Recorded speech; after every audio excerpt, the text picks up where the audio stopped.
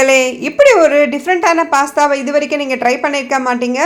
கிட்ஸோட favourite pasta sweet potato வச்சு நம்ம இப்போ ட்ரை பண்ண போகிறோம். வாங்க பார்க்கலாம்.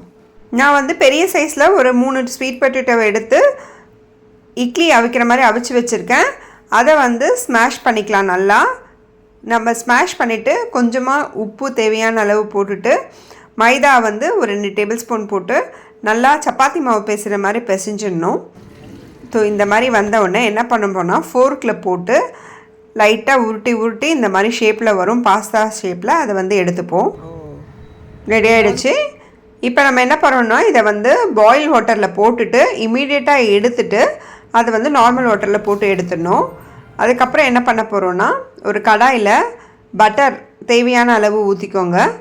அதுக்கப்புறம் மைதா ஒரு 3 டேபிள் ஸ்பூன் போட்டு நல்லா மிக்ஸ் பண்ணுங்கள். பெரிய டேபிள் ஸ்பூனில் போடணும்.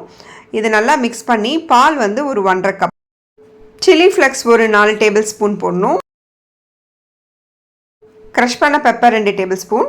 இது கூடவே இன்னும் டேஸ்ட்டாக இருக்கிறது நம்ம வந்து அந்த ஓரிகனோவையும் போட்டு சேர்த்து நல்லா மிக்ஸ் பண்ணி விட்டுட்டு இப்போ நம்ம ரெடியான பாஸ்தாவை சேர்த்து நம்ம அவங்கள வந்து இந்த சைடு அந்த சைடு சொல்லி பரட்டி விடலாம். ரொம்ப போட்டு கலர்னா இது உடஞ்சிரும்.